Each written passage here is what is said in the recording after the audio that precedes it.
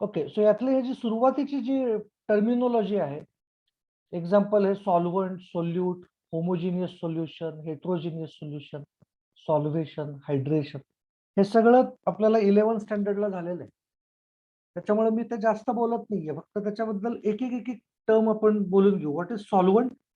Solution जे असतं त्या सोल्युशन मध्ये सोल्यूट प्लस सॉल्व्हंट असं आहे. सोल्यूट कशाला म्हणायचं?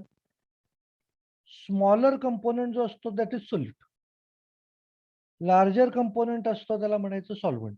म्हणजे समजा आपण NaCl प्लस वॉटर असं करत असतो, NaCl प्लस वॉटर, तर जर आपण हे 10 मोल्स घेतले आणि हे 1 मोल घेतलं, देन दिस इज सॉल्व्हंट, जास्त घेतोय म्हणून. पण जर आपण उलट केलं, हे 10 मोल घेतले, हे 1 मोल घेतलं, तर NaCl ला आपण सॉल्व्हंट म्हणणार आहे त्या केसमध्ये, लक्षात घ्या. अमाऊंट ज्याची जास्त आहे तो सॉल्व्हंट होणार या असं असलं तर. ओके, त्याच्यानंतर होमोजिनियस सोल्युशन. होमोजिनियस सोल्युशनचा अर्थ होत असतो कम्प्लीट मिक्सिंग झालेलं असलं पाहिजे, म्हणजे ट्रू सोल्युशन. दोन कंपोनेंट्स आपण सेपरेट नाही करू शकत. सिंगल फेज किंवा single physical state. Heterogeneous 2 phases at least, आणि त्याला परफेक्ट बाउंड्री असते त्या स्टेट्सना. सॉल्व्हेशन याचा अर्थ पार्टिकल्सला सॉल्व्हंट मॉलिक्युल्सनी सराउंड केलेलं असतं सगळ्या डिरेक्शन्सनी. हायड्रेशन म्हणजे सॉल्व्हेशनच, but using water as solvent. म्हणजे वॉटर मॉलिक्युल्सनी जर सोल्यूट पार्टिकल्सला सराउंड केलं तर त्याला सॉल्व्हेशन म्हणतात. Binary, ternary and quaternary solutions. Binary दोन कंपोनेंट्स आहेत. टर्शरी किंवा टर्नरी म्हणजे 3 आणि क्वाटर्नरी म्हणजे 4 कंपोनेंट्स एकत्र आहेत. ओके, म्हणजे बायनरी मध्ये NaCl प्लस वॉटर. टर्नरी याचा अर्थ NaCl plus sugar plus water. आणि क्वाटर्नरी म्हणजे अजून काहीतरी त्याच्यामध्ये ऍड करू. ओके, नेक्स्ट पॉइंट कडे जाऊ. What are different types of solutions? हे वेगवेगळे आपण सॉलिड्स, वेगवेगळे सॉल्व्हंट्स घेतले तिन्ही स्टेट्स मध्ये. म्हणजे सॉल्व्हंट आता सॉलिड आहे आणि त्याच्यामध्ये आपण सोल्यूट चेंज करतोय, सॉलिड, लिक्विड, गॅस. तर त्याची हे एक्झाम्पल्स आहेत. ही एक्झाम्पल्स MCQच्या फॉर्म मध्ये विचारली जातात. ओके, म्हणजे समजा प्युमिस स्टोन, तर प्युमिस स्टोन ऑप्शन्स मधनं आपल्याला सिलेक्ट करायचं असतं की त्याच्यात सॉल्व्हंट सॉलिड आहे आणि सोल्यूट गॅस आहे. सो ही वेगवेगळी जी कॉम्बिनेशन्स आहेत आणि त्यांची एक्झाम्पल्स जी आहेत ते तुम्हाला पाठ करणं एक्सपेक्टेड आहे. ओके, आणि त्याला एक्झाम्पल सकट आपल्याला माहिती असली पाहिजे. सो सॉलिड सॉलिड म्हणजे अलॉय झालं. सॉलिड लिक्विड अमालगम, कारण लिक्विड याचा अर्थ मर्क्युरी आहे इथं. अमालगम्स जे असतात त्या अमालगम्स मध्ये सोल्यूट मर्क्युरी घेतलेला असतो कायम. सॉलिड प्लस गॅस म्हणजे hydrogen on palladium, H2Ni, H2PD, H2PT adsorb झालेला आहे, तर त्याला आपण म्हणणार आहे gas dissolved on solid. Pumice stone same प्रकार. आता सॉल्व्हंट चेंज करतोय, लिक्विड लिक्विड लिक्विड, आणि मग त्याच्यात पुन्हा सिक्वेन्स तो सॉलिड, लिक्विड, गॅस, सोल्यूट टाकायचे. NaCl in water, alcohol in water, oxygen in water. Next solvent gas घेतला आणि मग त्याच्यात solid, liquid, gas. Iodine in air, कारण आयोडीन सॉलिड स्टेट मध्ये आहे पण तो एअर मध्ये जाऊ शकतो सबलाईम होऊन. Chloroform in nitrogen, liquid in gas, आणि एअर म्हणजे gas in gas. Next up solubility. Solubility म्हणजे काय आहे? सोल्युबिलिटी म्हणजे या युनिटवरनं सांगता येऊ शकतं, मोल्स पर लिटर. म्हणजे काय आहे? किती मोल सोल्यूट किती लिटर सॉल्व्हंट मध्ये डिझॉल्व्ह झाला तर तो सॅच्युरेटेड सोल्युशन देतो. सॅच्युरेटेड सोल्युशन माहिती आहे तुम्हाला, याच्यापेक्षा थोडं जरी आपण एक्स्ट्रा ऍड केलं तरी ते डिझॉल्व्ह होत नाही. म्हणजे याचा अर्थ होत असतो की मॅक्झिमम काय कपॅसिटी आहे त्या सॉल्व्हंटची to dissolve a particular solute, त्याला आपल्याला सोल्युबिलिटी म्हणायचं. What are the factors affecting solubility? First, nature of solute. Solute change केलं तर आपोआपच सोल्युबिलिटी चेंज होणार. NaCl जेवढं डिझॉल्व्ह होईल तेवढीच शुगर होईल असं नाहीये, तेवढंच युरिया होईल असं नाहीये त्याच पाण्यामध्ये, तेवढेच अमाऊंट ऑफ वॉटरमध्ये. सो सोल्यूट चेंज केलं की सोल्युबिलिटी चेंज होणार आहे. Nature of solvent. NaCl घेतलं आणि NaCl वॉटरमध्ये टाकलं तर किती डिझॉल्व्ह होईल आणि NaCl अल्कोहोलमध्ये टाकलं तर किती डिझॉल्व्ह होईल, याच्यात फरक पडणार आहे. म्हणजे सॉल्व्हंट चेंज केला की सोल्युबिलिटी चेंज होऊ शकते. ते कशावरती अवलंबून असतं? तर normally polar solutes are more soluble in polar solvents आणि non polar solutes are more soluble in non polar solvents. Amount of सॉल्व्हंटवर डिपेंड करू शकतं. सॉल्व्हंट कमी घेतलं, सोल्युबिलिटी कमी राहील. सॉल्व्हंट वाढवलं, सोल्युबिलिटी वाढेल.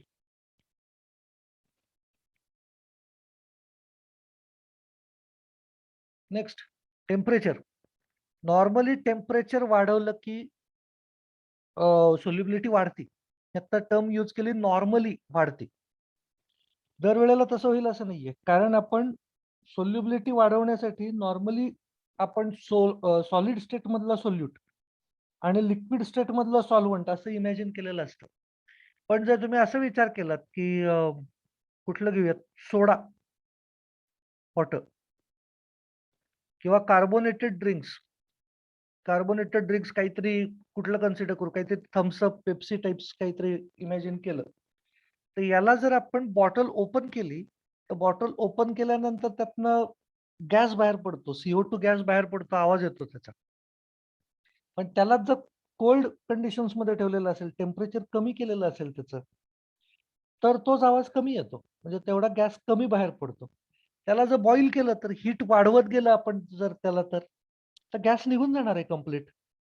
त्या पेप्सी किंवा थम्सअपला घेऊन जर बॉईल करून टाकलं, तर त्यातनं सगळा गॅस निघून जाणार आहे. म्हणजे त्याचा अर्थ आहे टेम्परेचर वाढवलं की गॅस निघून जातोय, म्हणजे सोल्युबिलिटी कमी झाली. Okay, so temperature, solubility of solid increases while that of gases decreases. Pressure. Normally pressure वाढवलं तर सोल्युबिलिटी वाढते गॅसेसची, कारण सॉलिड्स आणि लिक्विडसाठी काही प्रेशरचा इफेक्ट होणार नाहीये, कारण ते इनकॉम्प्रेसिबल आहेत. पण गॅसेसच्या बाबतीत आहे, सोल्युबिलिटी वाढणार. कसं काय? आता जर थम्सअप सारखं जर एक्झाम्पल घेतलं, तर प्रेशर जर दिलेलं असेल, जोपर्यंत आपण बॉटल ओपन करत नाही तोपर्यंत तो गॅस आतमध्ये सोल्युबल स्टेटमध्ये राहतो. पण आपण ओपन केली बॉटल, याचा अर्थ असा होतोय की आपण प्रेशर रिलीज केलं. सो प्रेशर कमी केलं की त्यातनं गॅस बाहेर पडतो. म्हणजेच प्रेशर कमी झालं की सोल्युबिलिटी कमी होते. Next, what is the effect of temperature on solubility of solids in water? Give examples. आता ही डायग्राम सुद्धा अशी एक्झामला तुम्हाला आतापर्यंत विचारली गेलेली नाहीये.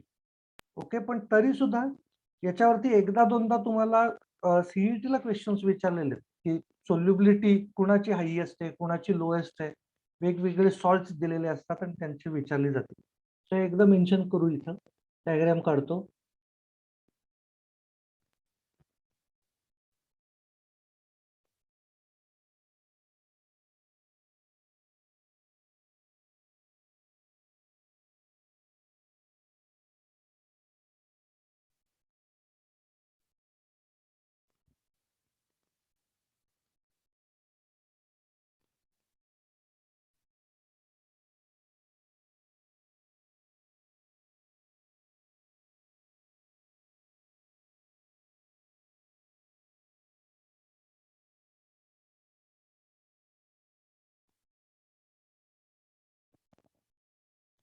Solubility in grams per 100 gram of water. Solute grams मध्ये घेतलंय आणि 100 ग्रॅम वॉटर मध्ये डिझॉल्व्ह करायचा ट्राय केलेला आहे.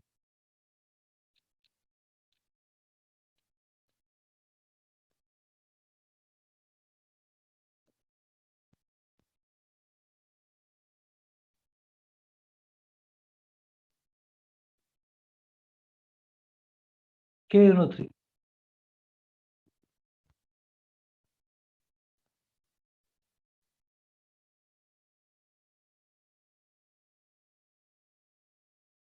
NaNO3.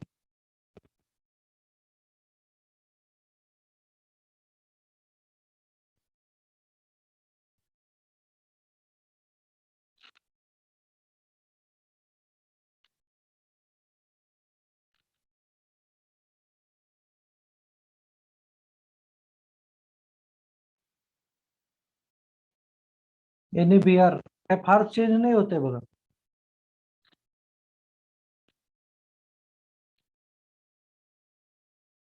KBr याच्यात पण फार चेंज नाही होते.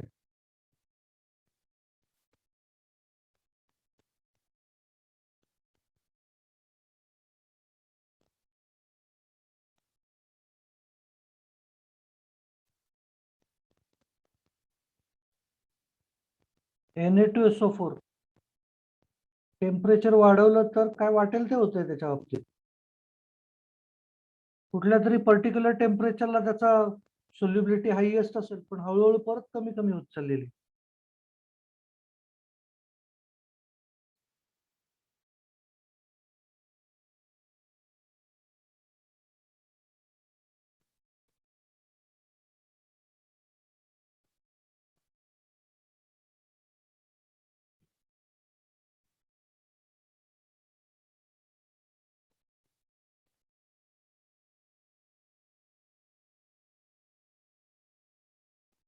KCl आणि NaCl त्याच्यात काय फार चेंज नाही होत. एका ठिकाणी उलट क्रॉस होत आहेत.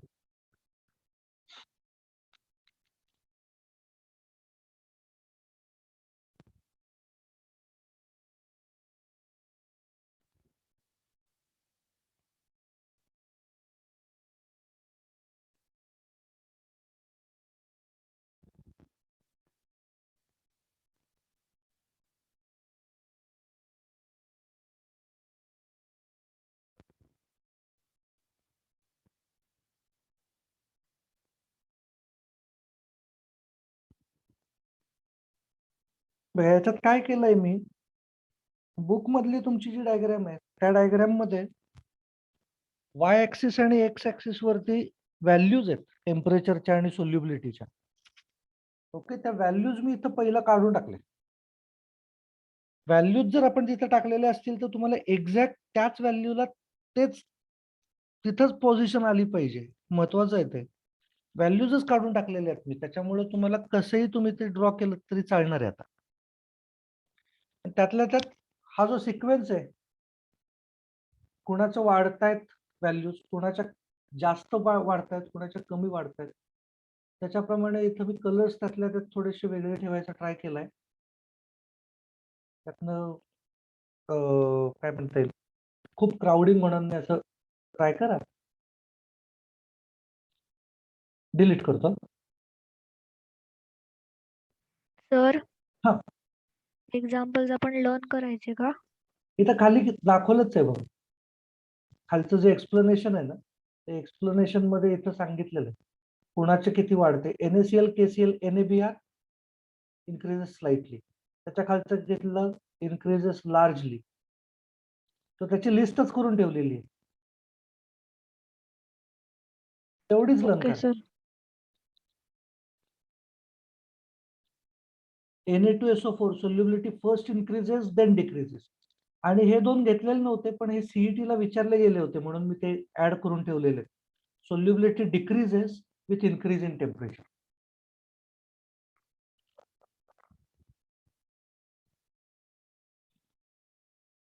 Okay, explain the effect of temperature on solubility on the basis of Lee-Chatelier principle.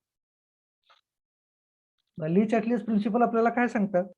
Le Chatelier's principle आपल्याला म्हणतंय की जर एखादी सिस्टीम ऍट इक्विलिब्रियम आहे and if we disturb that equilibrium by changing some parameter, तर system will try to nullify that effect of disturbance by favoring a particular direction of equilibrium. म्हणजे कसं होणार आहे, म्हणजे समजा मी आधी ली-चॅटलियस प्रिन्सिपल आपलं नॉर्मल एक्सप्लेन करतो आणि मग आपण ते इथं अप्लाय करू. म्हणजे समजा A plus B gives C plus D, reaction आहे ऍट इक्विलिब्रियम आहे. So rate of forward reaction has become equal to rate of reverse reaction. इथपर्यंत येऊन आता रिएक्शन थांबल्यासारखी दिसते या बीकरमध्ये. तर याच्यामध्ये हे सगळे ABCD आता प्रेझेंट आहेत, त्यांचं कॉन्सन्ट्रेशन फिक्स झालंय. अशा वेळेला मी जर ऍडिशन केली A ची एक्स्ट्रा बाहेरनं टाकून दिलं, तर आता काय होणार आहे? I have added A. So according to Le Chatelier's principle I have disturbed this equilibrium. या डिस्टर्बन्ससाठी मी काय केलं, तर A ऍड केला, म्हणजे A चं कॉन्सन्ट्रेशन इन्क्रीज केलं. So according to Le Chatelier's principle the system will try to nullify the effect of disturbance. म्हणजे मी जर A ऍड केलेला असेल तर A च्या कॉन्सन्ट्रेशन मध्ये वाढ झाली आहे. This effect must be nullified by the system. म्हणजे मी जर कॉन्सन्ट्रेशन याचं वाढवलं असेल तर system tries to decrease its concentration. So एचं कॉन्सन्ट्रेशन कमी करण्यासाठी काय केलं जातं? तर लीच-ॲटलियस प्रिन्सिपल म्हणते की by favouring particular direction of reaction or direction of process. म्हणजे आता एचं कॉन्सन्ट्रेशन मी जर वाढवलं तर system will try to decrease its concentration by favouring a particular reaction. एक तर फॉरवर्ड रिएक्शन फेवर केली जाईल और रिव्हर्स रिएक्शन. कुठली रिएक्शन झाली तर एचं कॉन्सन्ट्रेशन कमी होणार आहे? फॉरवर्ड. तरच ते वापरलं जाईल ए. आणि म्हणून आपण जर एचं कॉन्सन्ट्रेशन वाढवलं तर फॉरवर्ड रिएक्शन फेवर केली जाते. तसं जर आपण टेम्परेचरचा विचार केला, मी असं कन्सिडर करतो की प्लस एनर्जी लिबरेट होते, म्हणजे फॉरवर्ड रिएक्शन एक्झोथर्मिक आहे.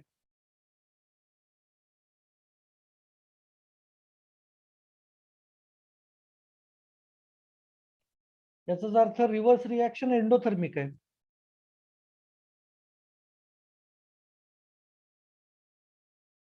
आता एक्झोथर्मिक आहे याचा earth temperature increases when this reaction occurs. आणि एंडोथर्मिकचा अर्थ टेम्परेचर डिक्रीजेस. सो आता जर आपण असं कन्सिडर केलं की इक्विलिब्रियम अचीव्ह झालेला आहे, इक्विलिब्रियम अचीव्ह झाला याचा अर्थ सगळे कॉन्सन्ट्रेशन ABCDचे फिक्स झाले, टेम्परेचर सुद्धा कॉन्स्टंट आहे. आता अशा कंडिशन मध्ये जर मी टेम्परेचर इन्क्रीज करायला घेतलं, then I am disturbing this equilibrium. If I am trying to increase concentration, so according to Lee-Chateliers principle, the system will try to nullify this effect. कसला effect? मी temperature increase करतोय, म्हणजे मग temperature decrease केलं पाहिजे सिस्टीमनी. मग temperature decrease कुठल्या reaction मध्ये होते? Endothermic. Endothermic reaction will be favored. If I increase temperature, endothermic reaction will be favored. So या केसमध्ये रिव्हर्स रिएक्शन होईल. If I try to decrease temperature, so temperature decrease झालं तर काय करणार system? System will try to increase its temperature. मग कुठलं temperature increase करण्याची रिएक्शन कुठली आहे? Exothermic. So exothermic reaction will take place. Okay, so आता ही कन्सेप्ट आपल्याला इकडे यूज करायची.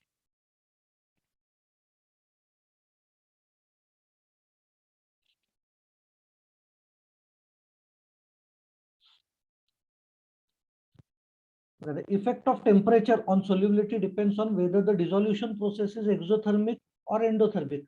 काही जण आहेत ते एक्झोथर्मिक रिएक्शन देतात बॉटम ऍड केल्यानंतर, काही असतील ते एंडोथर्मिक रिएक्शन करतील.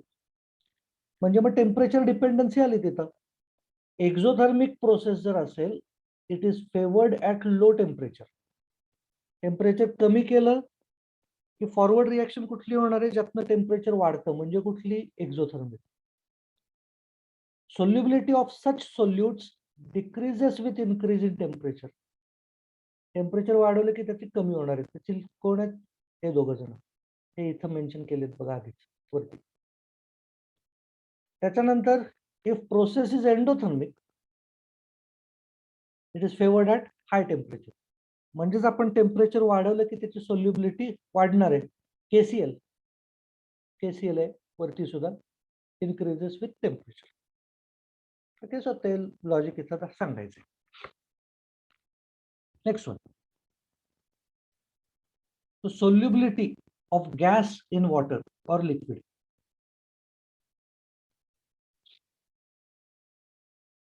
बघा ते नॉन पोलर आहे, पोलर आहे, याच्यावरती डिपेंड करतं सोल्यूट कुठला आहे आणि सॉल्व्हंट कुठला आहे. पोलर आणि पोलर दोन्ही घेतले सोल्युबल असतील, नॉन पोलर घेतले सोल्युबल असतील. सो त्या फॉर्मचा विचार करायचा आहे. बघूया. Solubility of gases in water and in other solvents depends upon nature of gas. Non polar gases, oxygen, are less soluble in polar solvents. Non polar आणि पोलर असं घेतलं कमी सोल्युबल आहे. CO2, ammonia are more soluble because they react with water. म्हणजे काय होतंय, CO2 plus H2O, H2CO3 carbonic acid तयार होतं आणि त्याच्यामुळे ते मोर सोल्युबल आहेत. Ammonia plus water gives ammonium hydroxide. Reactive आहेत आणि त्याच्यामुळं they are more soluble. Polar gas HCl is highly soluble in water. माहिती आहे तुम्हाला HCl गॅस आहे आणि तो वॉटरमध्ये आपण बबल करतो आणि त्याच्यातनं डिझॉल्व्ह होत असतो.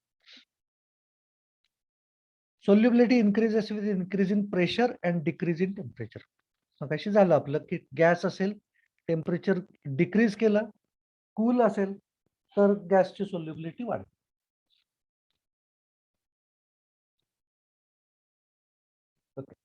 Effect of temperature on solubility of gases.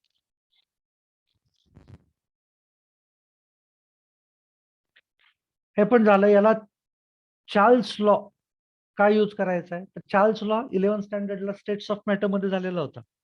Charles law आपल्याला काय सांगतो, at constant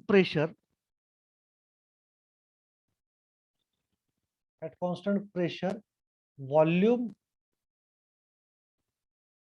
and temperature are directly proportional. इथं दिलं volume of gas increases with increase in temperature. The volume of dissolved gas, आता जर असं कन्सिडर केलं की प्रेशर कॉन्स्टंट आहे आणि टेम्परेचर वाढवलं की व्हॉल्यूम वाढते. पण टेम्परेचर जर इन्क्रीज झालं तर व्हॉल्यूम वाढेल. समजा आपण असं कन्सिडर केलं की इथं लिक्विड आहे आणि या लिक्विड मध्ये हे गॅसचे मॉलिक्युल्स आहेत, यांचं व्हॉल्यूम वाढलं, गॅस मॉलिक्युल्सचं व्हॉल्यूम वाढलं. आता ते तेवढ्या सॉल्व्हंट मध्ये मावणार नाहीयेत, अकोमोडेट नाही होणार आहेत आणि मग ते अकोमोडेट होणार नाहीत म्हणून ते बाहेर येणार. ओके, पुढे वाचतोय मी. The volume of dissolved gas increases with increase temperature, the solvent cannot accommodate the increase volume of gas, आणि त्याच्यामुळे सोल्युबिलिटी डिक्रीज होत जाते. Next, effect of pressure on solubility of gas. Pressure वाढवलं, व्हॉल्यूम ऑफ गॅस कमी होईल. Volume of gas कमी झाला तर त्याचा अकोमोडेट जास्त इझिली करता येईल आणि त्याच्यामुळे सोल्युबिलिटी इन्क्रीज होते. Effect of added salt. तुम्ही जर कधी थम्सअप, पेप्सी टाईप त्या एरेटेड ड्रिंक्स मध्ये जर कधी अशी मीठ टाकलं, साखर टाकली किंवा असं कुठलं तरी सॉलिड कुठलाही असं जर टाकलं तर तुमच्या लक्षात येईल की त्यातनं लगेच गॅस इव्हॅपोरेट व्हायला, इव्हॅपोरेट चुकून बोललो, गॅस बाहेर पडायला सुरुवात होती. तर हे कशामुळे होत असतं, तर सॉल्ट्समुळं.